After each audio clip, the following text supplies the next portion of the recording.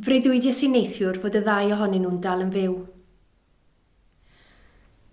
Ro'n i'n sefyll wrth y sinc yn y gegin, yn golchi rhyw iar Tsieina yn barod i'w roi hi bant, pan dath mam mewn i'r gegin a gofyn beth o'n i'n neud.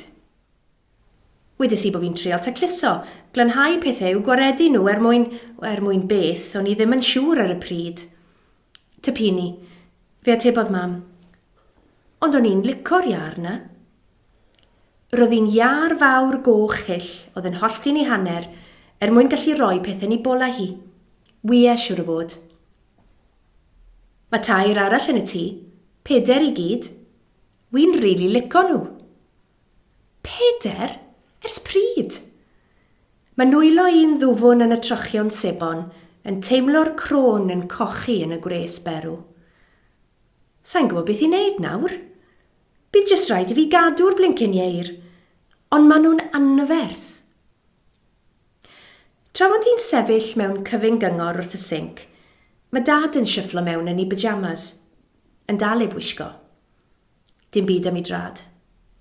Blincin ec, ers pryd i chi wedi bod fan hyn? Mae fe'n edrych yn eog. Ond mae'ch llwch chi yn ystafell fyw. Dath yr ymgymerwr ag ei rownd cwbl wythnosau nôl. Chi di bod yn eistedd mewn bocs yn y grat ers hynny. Wi'n gwybod. Sio dwi'n mynd i esbonio bod chi dal yn fyw i bobl? A mam hefyd? Ar ôl yr holl flynyddoedd? Wy'n swilo'r dŵr rownd yn y sinc.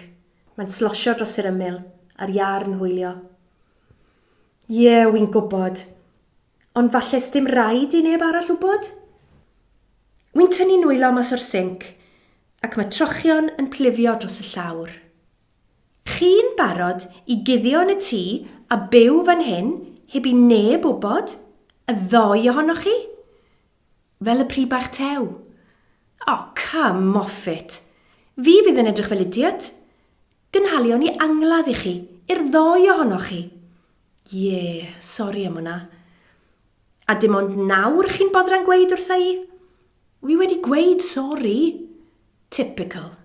Wy'n tytian, troi'n hefen a mynd i wylo am Lian i sychu nwylo. Ac wedyn, mwy o sydyn, dim ond fi sydd yn y gegin. Deffro yng nghanol cwlwm penbleth, siwd yn gwmws ydw i am guddio 2 riant rhag y byd, a chofio just fel na. Na dos na'r un iar Tsieina yn agos i'r tŷ typini.